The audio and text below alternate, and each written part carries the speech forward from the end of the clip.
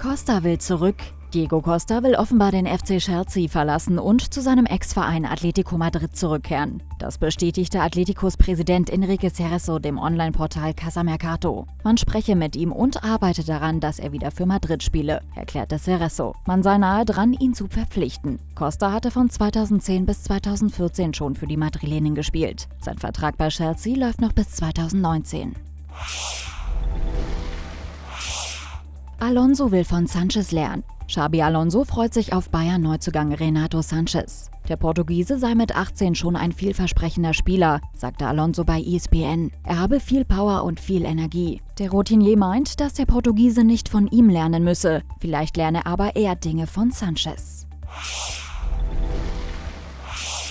Kind nennt Schmerzgrenze bei Sané. Salif Sané kann für den 1. FC Köln zu einer teuren Angelegenheit werden. Die 10 Millionen Euro Schmerzgrenze stehen, sagte Hannovers Clubchef Martin Kind der Bild zur Ablöseforderung. Allerdings würde der 72-Jährige einem Transfer nur zustimmen, wenn Hannover einen Ersatz finden würde.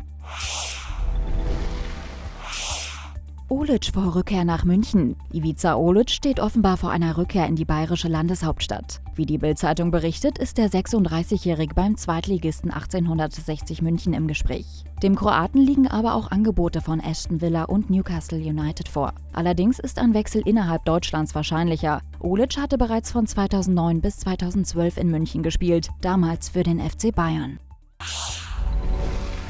Natürlich unser großes Ziel, dann in die Champions League einzuziehen. Einfach aus finanziellen Aspekten, aber auch einfach, weil es für jeden Spieler natürlich was Besonderes ist, die Champions League zu hören. Das soll die Europa League nicht schmälern, aber die Champions League ist natürlich schon noch was anderes und das ist natürlich direkt am Anfang der Saison ein Highlight, womit man dann die letzte Saison vergolden kann.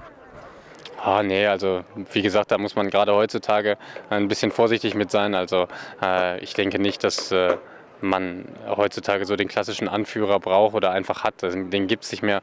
Das ist auf viele Schultern einfach verteilt, weil man einfach total breite Kader hat, total häufig rotiert wird und da hat man viele Anführer in Anführungszeichen auf dem Platz. Also da sehe ich mich jetzt nicht in einer besonderen oder gesonderten Stellung, auf gar keinen Fall. Ja, es ist natürlich dieses große Thema, was auch, glaube ich, im Fußball noch mal größer werden wird mit dem Gegenpressing. Da habe ich natürlich in dem Jahr unter Roger Schmidt eine Menge dazugelernt und das ist einfach was mir einfach in jedem Spiel zugute kommt. Ich finde es schön, also ich wünsche Mario alles Gute. Er hatte natürlich, wenn es denn dann klappt, bei Dortmund eine unfassbar schöne Zeit und das wird ihm dann, er hat sich sicherlich bewusst dafür entschieden, weil es ihm einfach so gut da gefallen hat und dafür wünscht man ihm dann natürlich auch alles Gute.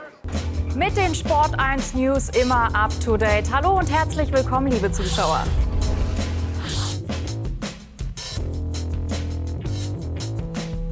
Immer noch Reus über den halben Platz, vorbei an Bonucci und rein ins Tor.